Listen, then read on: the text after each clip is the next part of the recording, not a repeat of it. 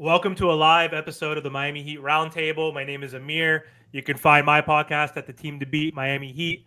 And we got Martel. You can find his show on the Miami Heat Zone podcast. And we have Trent from the Miami Heat Network. And we have Big O joining us for a third time.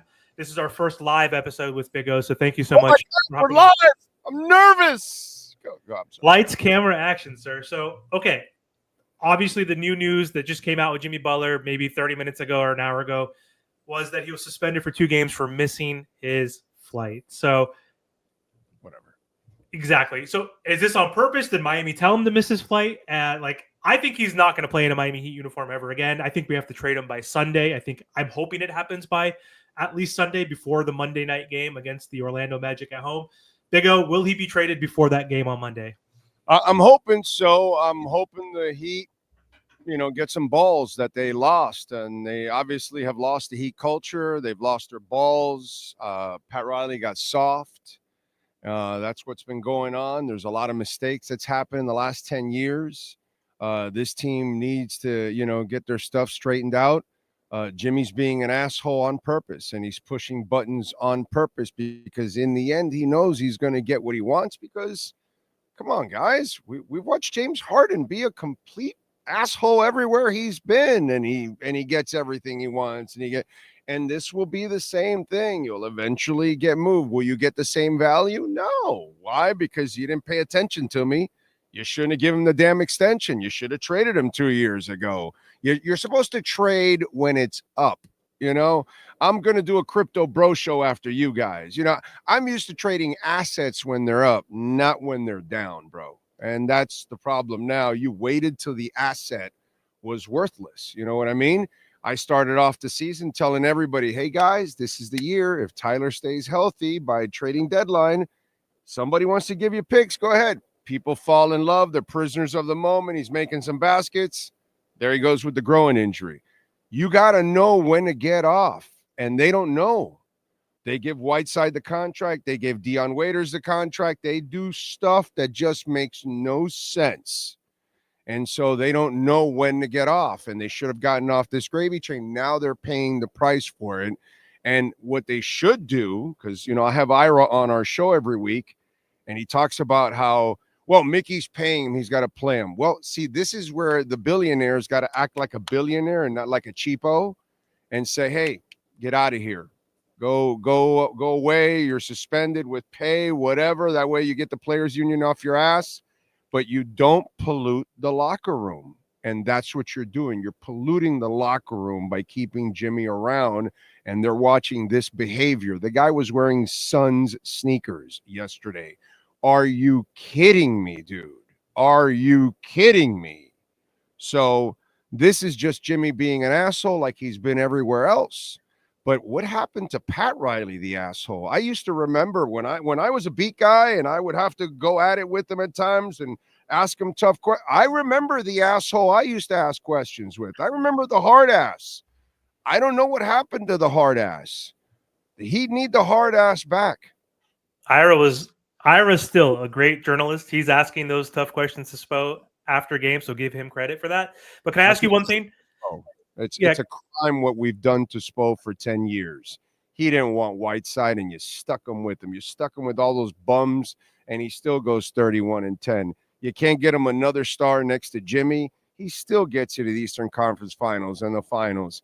This guy will make wine out of water every single time. He has hidden the deficiencies of the front office the last 10 years. And he's the guy that doesn't deserve Butler in there. Butler already trashed him and everything, dude. I mean, enough is enough already. Spo is the best thing you have in that franchise, man. It's really unfair what they're doing to Spo. Really unfair. So then, Big O, what do you have to say for the people that want to defend Jimmy Butler? Because there's a lot of people, and especially people close to Jimmy Butler, that are saying pretty much that the Miami Heat were putting out half-ass deals, not really going all in with the Jimmy Butler window. I mean, the only thing that I'll say about Pat Riley is I just feel like we had bad asset management and we could have had better roster construction. We had no point guard and no forward next to Bam Adebayo. So those are really the only things that I really have to hold Pat Riley accountable for. You let him talk you into Kyle Lowry. And because you also had your stupid affinity for Kyle Lowry, you bought an asset that was on decline again. I don't understand this. This doesn't make any sense. You needed another star. Kyle Lowry was that star. So Jimmy screwed himself in this window. You know, he brought his buddy here. His buddy stole $90 million and did absolutely nothing. But that falls on Pat Riley. I can't blame Eric Spoelstra that you gave him, you know, an old star that isn't a star anymore. And these are the things, these mistakes have just been catastrophic. The Terry Rozier thing, you know, it's like, it's just one after another, and it sets you back. This is why I say you had to trade Butler 2 years ago. By the way, you think I'm worried about Butler fans now? Do you know how butthurt they were 2 years ago when they're stuck in the prisoner of the moment thing and saying, oh, no, you can't trade him now. You just got off the championship. No, this is when you trade him, bro. This is it. He's getting old. You couldn't get the other star. Time to move on. They didn't see it. That's just kind of the way it is. It's the same shit I got this year with Tyreek Hill. I said, don't guarantee him the money. They guaranteed him the money. They screwed up. X gets 10 interceptions. I say, now you got to trade X. They kept him 7 interceptions the next 3 years. You got to know when to get off this stuff. You know, and I hope with the Tyler Hero thing, they learn this guy has a history. He's killing himself to stay on the court because Pat Riley called him soft and all that. And that's why. But the kid's body's not going to hold up. So please, dude, if somebody offers you a couple picks because they need a shooter in the deadline, go get more picks. The Heat can draft now, by the way. I don't know if you guys have noticed that, you know, since you guys are Heat guys. You noticed that, right? They can draft now. Well, then get back to drafting or use the picks to get a young star, you know, the star that they can never get because I keep telling you guys they don't have the poker chips. Well, go trade Butler, go trade Tyler, go get a whole bunch of first-round picks, and maybe you can get the poker chips to get that young star that everybody always thinks they're going to get, but they never get because they don't have the cap space and they don't have the poker chips. So you're at a crossroad right now. Are you going to keep treading water and be middling? Or are you finally going to turn the corner? Because last time I checked, the banners that are hanging up there because stars, guys that were all better than Jimmy Butler, led you to them. So, you know, it kind of tells you what you need. And that's what so I'm not worried about Jimmy Butler fans and all that stuff. I don't worry about the Bam Adebayo people that kept telling me, oh, no, he's a star. No, he's not, dude. He's a super role player. And you're all finding out he's a super role player. And the problem is the Heat are paying him like a star when he's not a star. Never has been and never will be a star. Stars impose their will, and he never will ever do that offensively. So this is our problem. The front office has to stop making mistakes and classify players for what they are. And they need to know when to get off the gravy train. They don't know how to do that, and they keep buying players that are too old and no longer the stars that you need. So it's a real problem. It's a real problem, but you have an opportunity to get some assets back now. That's what this season should be. Develop the young guys, find out what you have in those young guys, and then try to trade the 2 big pieces that you have. And hell, if somebody wants Duncan too, they want to give you a first rounder, let's go, baby. Let's go. Do it. Load it up. Time to turn the corner. What's going on, Big O? Once again, I appreciate you for hopping on the show. You know, you brought up some points of like a trade, right? Like a possible trade. Do you think it's going to be involving the Phoenix Suns and the Milwaukee Bucks, or do you think it's going to go elsewhere? Because I think this is going to be like a 3-4 team trade. Yeah. You have like a package in mind that you specifically want. I don't worry about trade machines and all that bullshit that people do. I have too much of a life for me to do that stuff, bro. But I do expect to be a 3rd and a 4th team involved because they need to unload these salaries in order to make these moves. So they're all going to be willing to take a pick here, two second rounders there, a first rounder here, and those kind of things. And with these guys getting those 3 lousy first rounders, it frees up their own first rounders, which the Phoenix Suns first rounders are going to be the sexy ones. And so I would hope that Miami is going to get 2 of those first rounders, which would be nice. And then I would imagine that another one of those picks is going to have to go to another team as a as a what's that called, an addition to taking on some kind of salary. So that's what those third and fourth teams are. It's just to take the excess salary because they know they've got the space, so they'll turn it into a pick also at the same time, even though it's a contract that they're going to have to carry for another year or two. That kind of stuff. So yeah, you're right. There has to be a third or fourth team because the Suns have nearly no flexibility, actually. You know what I mean? The Memphis Grizzlies are the team that actually has the most flexibility. And if Jimmy would want to go there, that's the place. But yeah, Milwaukee could be the one. We'll see what happens. I know he wants to go to the Suns. The problem is that the Suns, it's the hardest place to kind of make it all fit. But you saw the move they just made, kind of tells me that there's something cooking. You know what I'm saying? So that's the good thing, that maybe we're close to ending this entire soap opera already. Can I add a part 2 to that? So what if we just go worst case scenario, right? And Jimmy Butler's been suspended for 9 games in total. Trade deadline approaches and he's not traded. Yeah. How do we kind of go through the season? Because there's pictures and videos, and I mean, if you're watching the game, he's sitting far from his teammates. You could tell he's not really engaging in the game, celebrating. Like, do you just let him do what? Like, what's the next billionaire to act like a billionaire? Okay, billionaires laugh at millions. That's how you're supposed to act right now. You're supposed to act like your culture is the most important thing. Your head coach is extremely important. Your young players need to have the discipline and the structure. You guys saw it last night. It was bullshit for 3 quarters, and I had a freaking blast in the 4th quarter. And I'm like, look, let's play Pallel Larson more. Let's go. I want to see these young guys. That's what this has to be about. The owner has to say, I have to do what's best for the Miami Heat organization, not for my pocket. Nobody's going to the games to go see Jimmy Butler anymore because everybody knows Jimmy's not trying and Jimmy doesn't care. Jimmy might not even be there. He might be suspended. He might do something stupid. So nobody's buying a ticket for Jimmy. So, dude, you lost your $500,000 a game. Okay, act like a billionaire. That's what you need to do. Act like a billionaire. So if the trading deadline passes, do not torture your team, your fan base, your head coach, your front office, your trainers, the media relations, everybody with the presence of Jimmy Butler.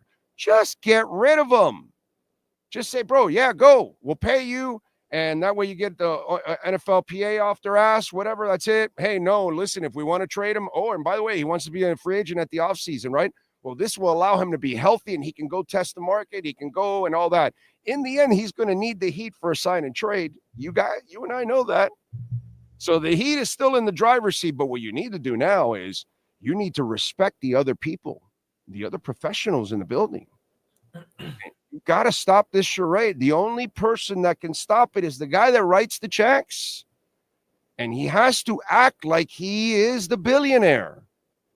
And if, brother, you got to take hits sometimes. And this is a hit you got to take. It's been an embarrassment that he's allowed them after the game to come on and say, the truth will come out. There ain't no truth, dude. You don't play in the regular season for 2+ years. What the hell are you talking about? Get the hell out of my face already. You did your job, but now you're not doing it. And you've been getting paid in the regular season for 2 years, and now in your 3rd, and you don't play. So you've been stealing money because you want to show up in the postseason. Well, you didn't show up last year. You know what I mean? You get paid to do a job. You're not doing the job. So any idiot Jimmy Butler fan out there that wants to defend someone that is lazy and refuses to do their job, screw them, dude. I have no respect for you. I mean, give me a break. You're defending somebody that's basically stealing money without a gun and a mask. You've got to get rid of the cancer. So he doesn't want to be here. You don't want him around. Stop torturing the young players. Let them go play. And let's find out, what is Khalil Ware about? What is Pele Larson about? Let's find out, dude. Can Jaquez become a Butler light?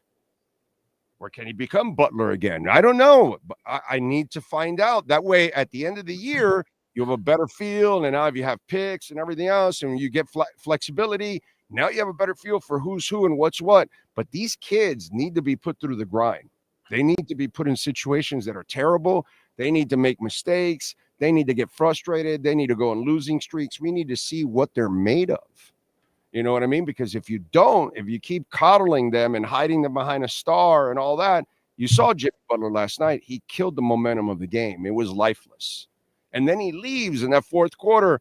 Dude, if Larson hits it and Jovic, it's a game.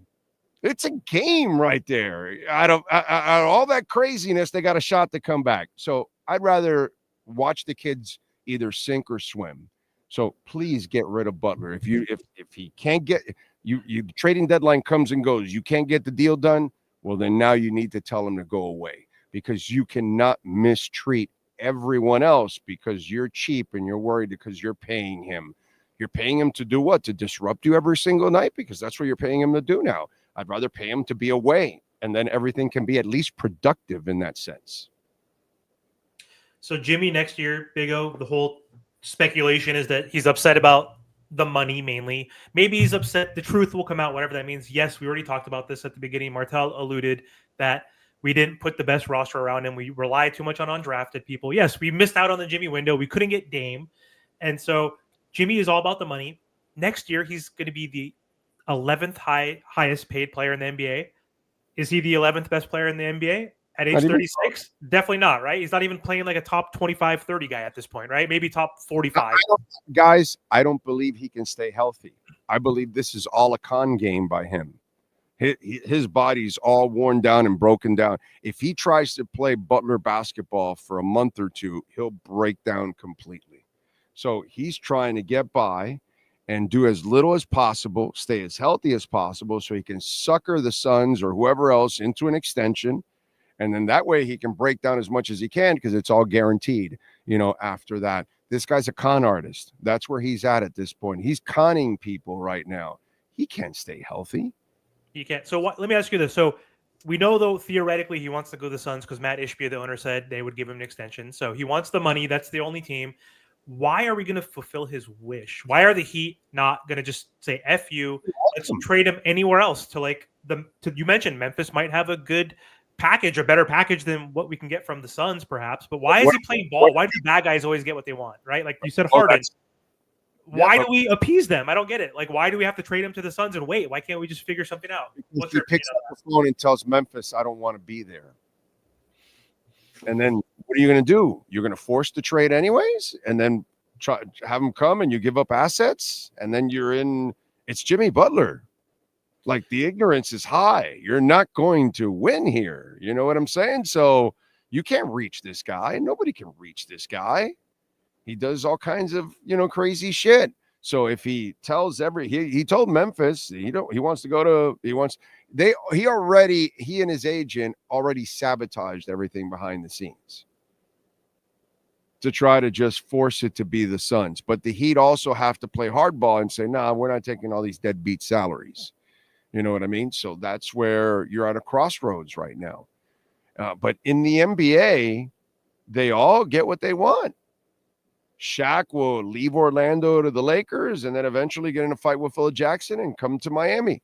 And then he'll leave and go to the Suns and the Celtics and all that. And AD will wear a Looney Tunes shirt or wherever it was in New Orleans that he wore. And that's all, folks, or whatever. And he's in LA the next day. And that's, Paul George wants out and he gets out. That's how this league is.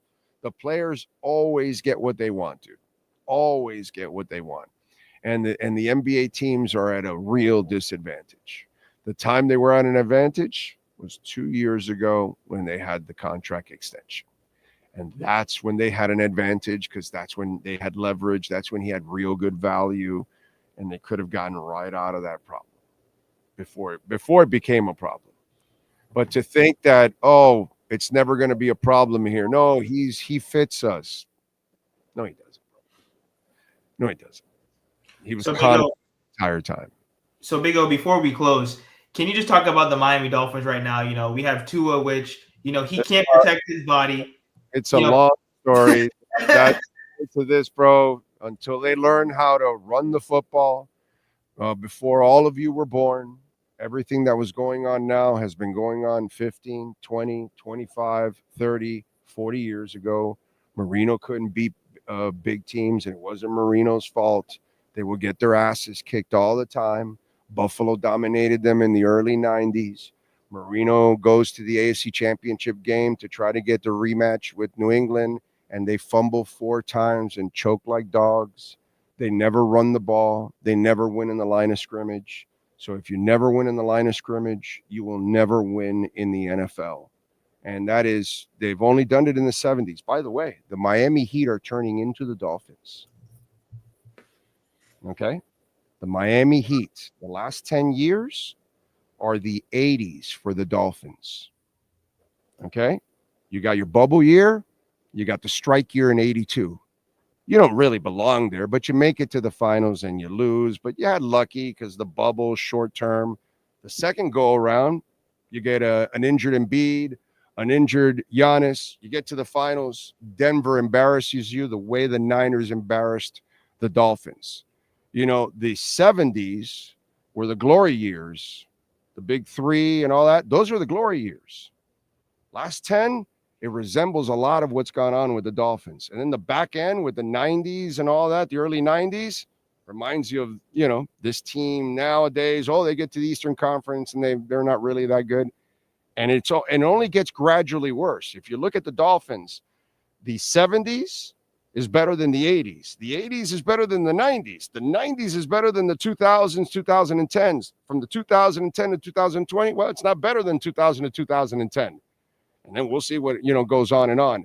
And in the end, when you used to win at the line of scrimmage with Larry Little and all those guys back in the day, and then on the other side, you won the line of scrimmage on defense, that's when you were actually a good team. And you can actually run the ball and win. Go look at what goes on in the NFL. Nobody wins on just a pure passing game and a finesse game and all that kind of stuff. If you don't get the people on the line of scrimmage that can punch people in the mouth, you will never win. You will be running into walls, and you will lose in all the big moments, like they've been losing in every big moment for 40 years. Problem is, a lot of you haven't been around to see it. So you don't see it. So you don't know. But the cycle is all the same. And it just hasn't changed. And you got to learn how to build a football team from inside out. And until the Dolphins build a football team from inside out, nobody wins with the quarterback carrying you all the way to the title. Nobody wins that way. No, because there's no title for Mahomes without a Chris Jones. Not one goddamn title. 3 years ago, he got there, or 4 years ago, the last year of Tyreek. They got there, right? And they got their asses kicked. Why? They didn't have a line of scrimmage. He was on his ass the entire game. Everybody needs help. And with Marino, you never ran the ball. You had half a line because you only had Webb and Sims. That's it. Everybody talks about Webb and Sims. Has there anybody ever mentioned the right side? Because there wasn't one. All right? They didn't have a D line. Nothing, bro. Even in the Jason Taylor years, it's Zach Thomas and who? What linebacking core was it? No, it was one linebacker. It's just things like that. Until you get to that point where you can dominate at the line of scrimmage on offense and defense, which they haven't been able to do, you're never, ever going to build a winning football team. It's over. Doesn't matter who it is. Okay, you can have Marino and have one of the most gifted passers, and you can, put up some points and break some records. Tua broke some records, all that shit. You got to have a football team. And by the way, the coach is horrible. Yes. You'll never win with Mike McDaniel. Yeah. That's you can forget about it. He left 4 or 5 wins on the table this year, as it is. If you had a real coach, you would have 4 or 5 more wins. But if you don't win on the line of scrimmages, you'll never win in this league, dude. Sorry. Yep. That's what I try to tell Trent, like in Amir, because Trent, like, he's a Cowboys fan, and then we have Amir up here. He's a 49ers fan. But Big O, where can the people find you? We have 254 people in the building. Just let the people know, just about your platform and what you got going on. Well, we're on every day, 10 a.m. live Big O Radio Show. You can find us the Big O Radio Show on YouTube. Please subscribe. Hit the like button when you're on there. We do sports, guy talk like every day at 10 a.m. I talk about all the local sports teams all the time and break more Dolphin stories than anybody else combined pretty much locally. We also do a Crypto Bro Show, which I'm going to actually record right after this. We're going to go live in a few minutes to talk a little crypto. Because it's kind of been a passion of mine that I've picked up the last 5 years. You can follow me also on Twitter at Big O Show and Blue Sky Big O Radio Show and Threads and Instagram Big O Radio Show, all that good stuff. So I appreciate you guys as always. Thank you. Thanks, Big O. Gotcha. Thank you again, Big O. Make sure that you guys go to Amir's channel, Team to Beat Miami Heat. Subscribe to his channel, and make sure that you guys go to Trent's channel, the Miami Heat Network, and Top Notch Sports. Thank you guys for all the support, and make sure that you guys hit that subscribe button.